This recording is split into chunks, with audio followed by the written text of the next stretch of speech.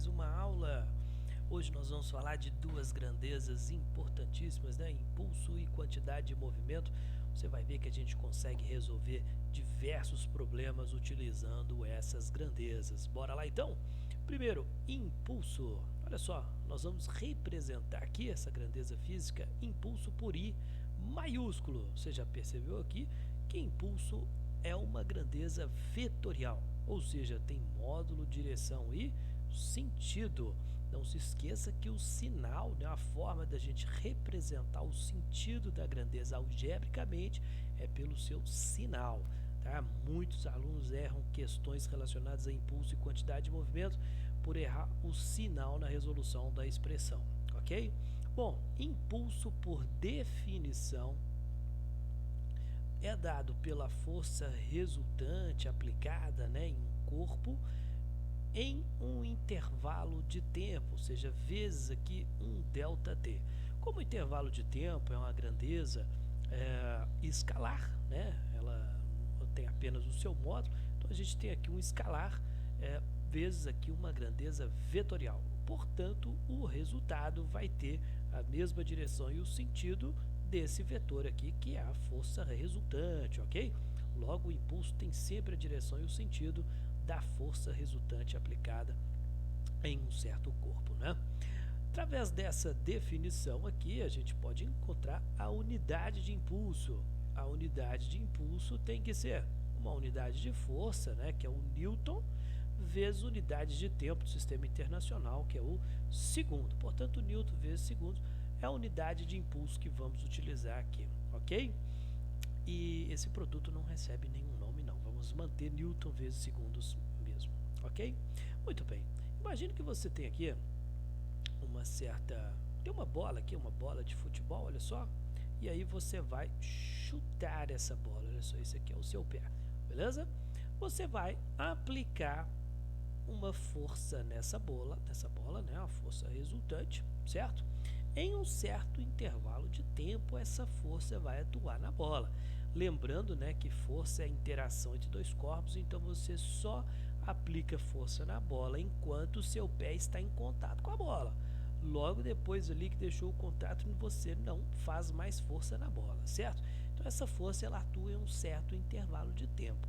Né? Se você faz o produto dessa força resultante vezes o intervalo de tempo da colisão do seu pé com a bola, você tem o módulo do impulso que você produziu nessa bola, ok? Então repare que você consegue produzir o mesmo impulso na bola fazendo uma força menor em um intervalo de tempo maior, né? Ou aplicando uma força maior em um intervalo de tempo menor. Por exemplo, né, vocês já devem ter observado em alguns esportes, às vezes você produz um impulso, normalmente é bola, né, que é usado no intervalo de tempo muito curto, né, produzindo uma força elevada, como por exemplo na sinuca, ou então um jogo de beisebol, né? O intervalo de tempo ali de contato do taco com a bola é muito pequeno, mas você faz uma força muito grande, produzindo aí o impulso, certo? Agora já temos outros esportes em que você faz uma força menor, mas no intervalo de tempo maior, né? Por exemplo, o vôlei, né? Às vezes quando você vai ali levantar a bola, você desce a bola até embaixo, depois levanta, né? Então você pode aplicar a força em um intervalo de tempo maior, produzindo o mesmo efeito, alterando o seu estado de movimento, ok? Por exemplo, nesse vídeo aqui a gente pode observar essa bola aqui de tênis, né, que vai colidir aqui com a raquete. Olha só, a raquete alterou o estado de movimento dessa bola, certo? Produzindo nela um impulso, a força aplicada em um certo intervalo de tempo. Vamos ver aqui em câmera lenta, olha só o que acontece. Você pode observar que na colisão você tem aqui, primeiro, né, a energia potencial elástica devido à deformação dessa bola, ela vai sendo transformada em energia cinética, uma energia de movimento. Observe que nesse intervalo de tempo que ocorre a colisão, a bola ela vai se deformando, e o interessante, a gente pode voltar aqui por enquanto é uma curiosidade, tá, gente, a respeito dessa situação. Olha só, quando a raquete colide com a bola aqui de tênis, né, observe que no lado direito da bola permanece em repouso, né, enquanto o lado esquerdo já entra em movimento ao colidir com a raquete. Então, uma onda ela vai propagando aqui ao longo dessa bola, e só quando essa onda mecânica chega do outro lado da bola, do lado direito, que essa parte da bola entra em movimento. Enquanto essa onda não chega, a bola ali ela permanece em repouso, ela vai amassando. Então você tem ali uma energia que a gente chama de potencial elástica, né, que vai sendo transformada em energia cinética. Sensacional, né? Vamos ver. Então a força que a raquete aplica aqui nessa bola em um certo vezes, né, um intervalo de tempo que ocorreu essa colisão, é o impulso. A gente tem um módulo do impulso que a raquete aplicou nessa bola aí de tênis. Sensacional, né, senhores? Agora a gente sabe pela segunda lei de Newton que força resultante é igual a massa vezes aceleração. Então a gente pode substituir ali, concorda comigo? Na definição de impulso, e aí fica impulso é igual, no lugar de força resultante eu vou colocar massa vezes a aceleração, né, aplicada em um certo intervalo de tempo, e a gente sabe que a definição de aceleração é ΔV por ΔT, certo? Aplicado aqui em um certo intervalo de tempo. Então a gente tem ΔT em cima, ΔT embaixo, então a gente pode simplificar aqui essa expressão, né? Obtendo aqui que o impulso ele é igual a m vezes ΔV, certo? Agora, o que é variação da velocidade ΔV? É a velocidade final menos a velocidade inicial.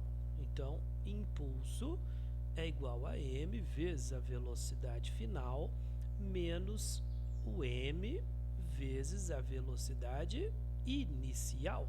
Certo, senhores? O ΔV aqui é o VF menos V0 vezes o m aqui que está em evidência, vai multiplicar essa diferença, então a gente obtém essa expressão aqui. Agora, esse cara aqui, ó, esse m vezes v, esse produto aqui também recebe um nome. Ele é chamado de quantidade de movimento ou momento linear, tá? Mais usado momento linear. Aqui vamos utilizar aqui a letra Q maiúsculo para representar essa grandeza física, quantidade de movimento, tá? Às vezes tem alguns livros que utilizam P ou Q, mas tanto faz, você pode usar a letra que você quiser para representar essa grandeza, tá bom? Eu vou usar o Q maiúsculo aqui, esse vetor Q, que por definição é dado por m vezes v. A massa vezes o valor da velocidade é o que a gente chama de momento linear ou quantidade de movimento. Então, aqui mais uma definição para os senhores, Q igual a mv. E pensando, né, nesse desenvolvimento que tivemos aqui em cima, a gente tem mv final menos o mv inicial. Logo, o que é mv final menos mv inicial? Já que mv é a quantidade de movimento, então vai ser a quantidade de movimento final menos a quantidade de movimento inicial, certo, senhores? E aí a expressão assume o seguinte formato aqui, olha só, que o impulso ele é igual à variação da quantidade de movimento, ou seja, o momento linear final menos o momento inicial te dá o valor do impulso. Lembrando que é um vetor, ok? O vetor impulso é igual o vetor variação da quantidade de movimento. E essa expressão aqui ela é muito útil para a gente resolver alguns problemas que nós vamos ver mais para frente aí. Beleza? Primeiro vamos ver aqui um exemplinho aqui. Bom, nesse exemplo aqui o resultado não foi muito feliz não, olha só. Coitado desse cara, hein? Vamos voltar aqui pra gente comentar. Você pode ver que esse sujeito aqui correndo atrás da bola, né? Ele tinha uma certa quantidade de movimento, a massa dele vezes a velocidade de translação dele, a velocidade que ele estava correndo, de repente ele colide aí com essa parede. O que acontece? Ele faz força na parede, a parede faz força nele.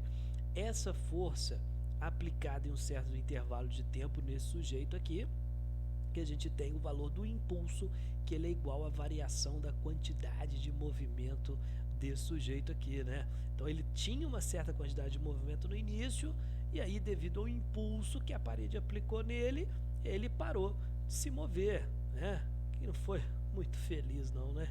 Vamos ver outro exemplo aqui, olha só. Ih, rapaz, nossa Deus, olha o que aconteceu. Vamos voltar aqui. A bola, né? Você pode ver que a bola tinha uma quantidade de movimento, né? MV, e aí a cara desse sujeito aí faz um impulso, produz um impulso nessa bola, alterando a sua quantidade de movimento. Triste, não? Olha só. Ih, rapaz, esse aqui. Que coisa triste, hein?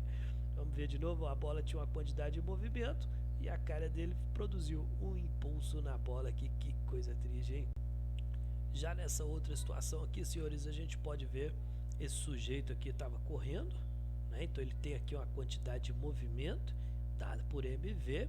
A gente sabe, né, que para a gente andar, para a gente parar, a gente precisa do atrito com o chão. É graças a ele aí que a gente consegue produzir movimento, alterar o estado de movimento.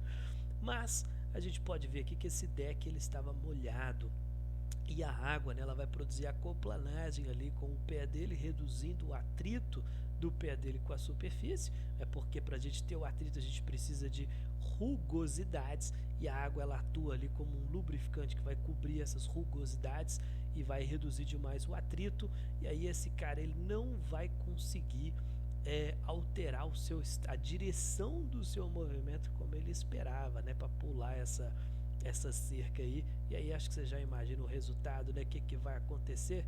Olha que tristeza, hein? Meu Deus do céu. Vamos voltar aqui para a gente ver.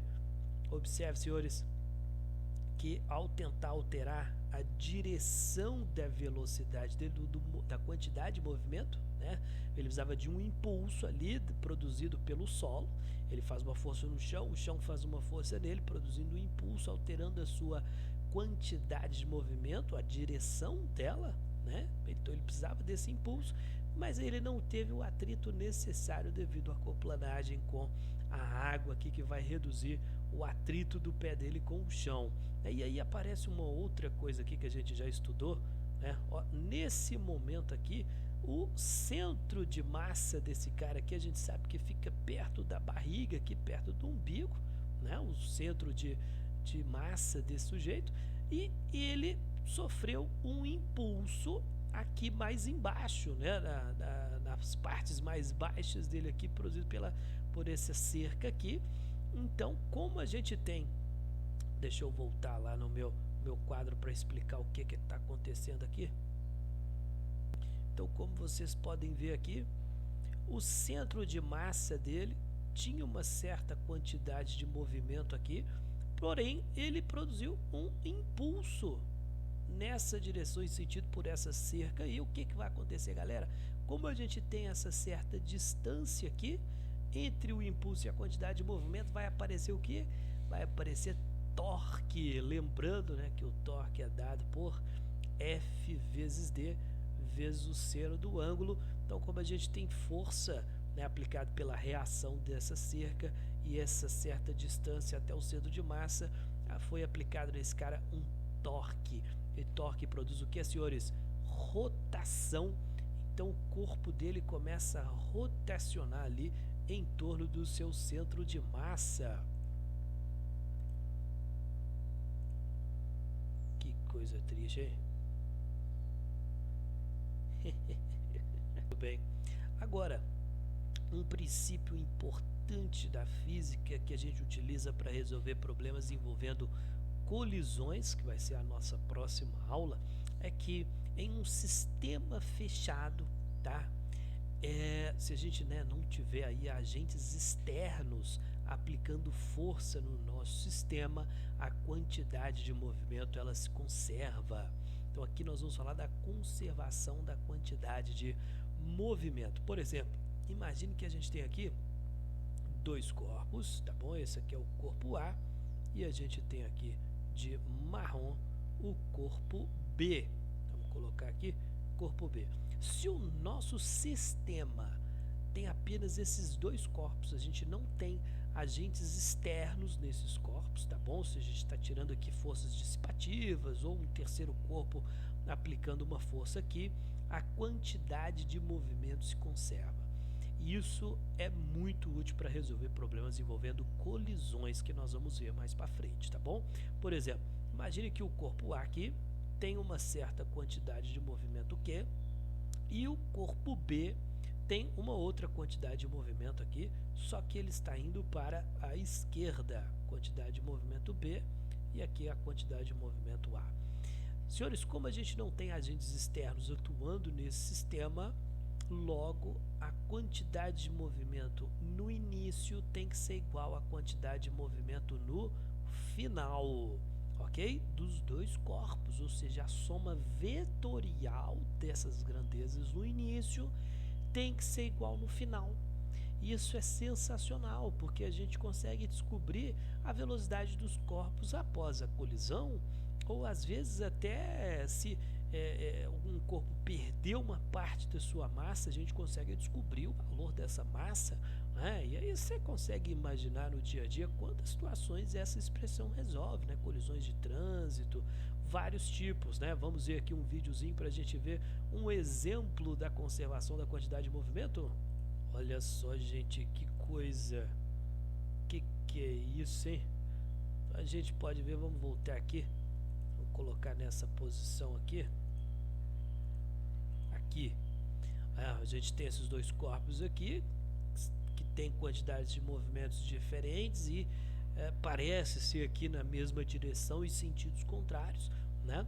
Então, se a gente fizer a soma vetorial dessas quantidades de movimento antes da colisão, dá o mesmo vetor resultante após a colisão, ó. Que coisa, hein? Olha esse outro aqui. Você viu? Vamos voltar aqui. Observe que esse sujeito aqui estava parado, a quantidade de movimento dele no início era zero. Esse outro aqui tinha uma certa quantidade de movimento, ao colidir com ele, a gente tem nessa colisão uma conservação da quantidade de movimento. Então, se você faz MV do primeiro mais MV do segundo, tem que ser igual a MV no final aí da colisão, beleza? Vamos ver um exemplo aqui para a gente utilizar, como utilizar, né, esse princípio da conservação da quantidade de movimento. Olha só, imagine que a gente tem aqui um peixão, tá bom? Tem aqui um peixão e este peixão ele vai comer uma piabinha, um peixinho pequenininho, beleza? E esse peixão aqui, vamos colocar que ele tem uma massa de 4 kg e ele tem uma velocidade de, vamos colocar aqui, deixa eu ver, 1 metro por segundo. Ele está devagarzinho ali, indo para a direita, tranquilo, enquanto que a piabinha ela tem uma massa de, vamos colocar aqui, 200 gramas, né, 0,2 kg é a massa dela, mas ela está indo para a esquerda incrivelmente rápido, ela está indo a 10 metros por segundo. E imagine que esse peixão aí, ele é predador, ele vai comer a piabinha. E aí ele vai só abrir o bocão dele e engolir a piabinha. O que vai acontecer no final, senhores? Será que o peixão com a piabinha vai para a direita? Será que eles vão para a esquerda? Será que eles vão ficar parados? E qual será a velocidade do sistema aí no final, né? Que é o peixão após comer a piabinha, né? O que vai acontecer? Vamos ver? Então, como vimos em cima aqui, a gente sabe que se a gente não tem agentes externos atuando no nosso sistema, a quantidade de movimento ela se conserva, certo? Então, o Q inicial tem que ser igual ao Q final, a quantidade de movimento. Então temos aqui no início, a gente tem MV do peixão indo para a direita, e eu vou utilizar aqui positivo para a direita, ok? Então aqui vai ser, vamos chamar esse peixe aqui de A e esse peixinho aqui de B, tá bom? Então vai ser a massa de A vezes a velocidade de A, né, menos, na verdade aqui é mais, né, só que a velocidade da piabinha, como é para a esquerda, tem que ser negativo, né? Então vai ser MB vezes aqui, aí vai aparecer o menos aqui, ó, menos a velocidade da piabinha B aqui, ok? Eu vou colocar esse menos aqui porque é para a esquerda a velocidade dela, tá bom?